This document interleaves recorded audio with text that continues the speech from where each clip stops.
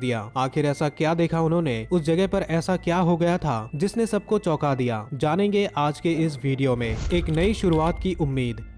उस जमीन की कहानी बहुत पुरानी है। उत्तर पश्चिमी कोस्टा रिका में एक जगह है, एरिया डी कंजर्वेशन गुआनाकास्टे। ये नेशनल पार्क अपनी अलग अलग तरह की जानवरों और पौधों की दुनिया के लिए मशहूर है, लेकिन उस समय इसका हर हिस्सा इतना हरा भरा और शानदार नहीं था। बहुत साल पहले पार्क की जमीनों को मवेशियों के लिए चरगाह बना दिया गया था, लेकिन ज्यादा चराई की वजह से घास खत्म होने लगी, मिट्टी की ताकत भी घट गई और पेड़ पौधे धीरे धीरे गायब हो गए। आखिर में बस सूखी और सख्त जमीन बची, जहाँ लगभग कुछ भी नहीं उग पाता था। ऐसी बंजर जमीन पर फिर से जंगल खड़ा करना बहुत ही महंगा था, सालों लग जाते और बड़े स्तर पर यह लगभग नामुमकिन जैसा काम था। लेकिन इसी हालात के बीच एक उम्मीद भी थी। दो मशहूर इकोलॉजिस्ट यहाँ पहुँचे, डैनियल जेनसेन और विनी हॉलवाक्स, जो यूनिवर्सिटी ऑफ पेंसिल्वेनिया से जुड़े एक दंपति थे। इस जोड़े ने कई सालों तक कोस्टा रिका के कंजर्वेशन प्रोजेक्ट्स को गाइड करने में लगाए थे और उस नेशनल पार्क को फिर से हरा भरा बनाने में दिलचस्पी रखते थे। लेकिन उन्हें यह भी पता था कि अगर ये काम लंबे समय तक चलाना है तो इसके लिए कम खर्च वाले हल ढूंढने होंगे। और फिर मौका खुद चलकर उनके पास आ गया। पार्क से थोड़ी दूर एक नई ऑरेंज जूस कंपनी डेल ओरो काम शुरू कर चुकी थी, और जैसा कि हम जानते हैं ऑरेंज जूस बनाने में ढेर सारा कचरा निकलता है। हर दिन कंपनी हजारों संतरे प्रोसेस करती थी, जिससे छिलके के ढेर बच जाते थे। अब कंपनी को अपनी इस कचरे से छुटकारा पाने का कोई आसान तरीका चाहिए था। तभी जेनसेन और हॉलवाक के दिमाग में एक आइडिया आया, क्यों ना इस कचरे का इस्तेमाल जमीन को फिर से ठीक करने के लिए किया जाए। लेकिन यह आइडिया बन गया एक बड़ी मुसीबत।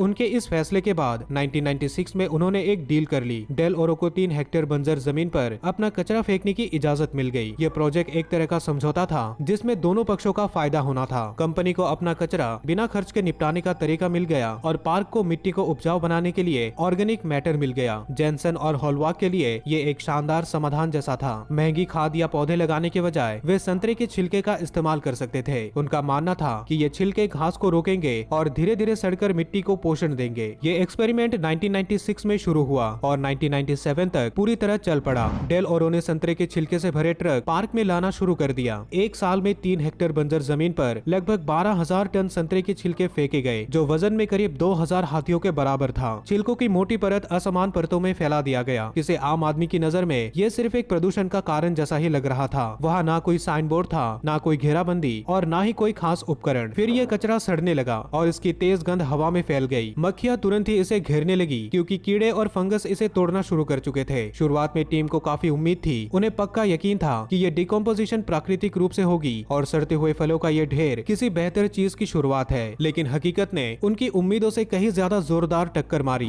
कागज पर यह आइडिया बिल्कुल सही लगता था, लेकिन असल में इसे कर पाना बहुत बड़ी चुनौती साबित होने वाला था। आस पड़ोस के किसान और शहर वाले इस बदबू और गंदगी से काफी परेशान थे। कुछ लोग कह रहे थे कि ये तो साफ साफ प्रदूषण है। कई लोग डर रहे थे कि इससे पानी खराब होगा या नई बीमारियां फैल सकती है। असल में इस प्रोजेक्ट को लेकर कोई भी खुश नहीं था, लेकिन सबसे बड़ा विरोध तो ऐसी जगह से आया जहां से किसी ने सोचा भी नहीं था। डेल ओरो की सबसे बड़ी राइवल कंपनी टीको फ्रूट सीधा मैदान में उतर गई। उन्होंने कोर्ट में केस कर दिया और डेल ओरो पर आरोप लगाया कि वो एक संरक्षित नेशनल पार्क को गंदा कर रहा है। साथ ही उन्होंने ये भी कहा कि डेल ओरो ने राष्ट्रीय नियमों का उल्लंघन किया है। ये मामला सिर्फ पर्यावरण का नहीं था, असली खेल तो कंपटीशन का था। डेल ओरो को तो फ्री में कचरा निपटाने का तरीका मिल गया था, ऊपर से पार्क को दान देकर बढ़िया पब्लिसिटी भी मिल रही थी। लेकिन टीको फ्रूट को इनमें से कुछ भी फायदा नहीं हो रहा था। बेशक माहौल गरमाने लगा, मीडिया की नजर इस पूरे मामले पर टिक गई और अब एनवायरनमेंट एजेंसियों पर दबाव बढ़ गया कि वो कदम उठाए। जो शुरुआत में एक छोटा सा एक्सपेरिमेंट लग रहा था, वही अब पूरे देश में हंगामे का मुद्दा बन चुका था। लेकिन 15 साल बाद दिखे हैरान करने वाले नतीजे।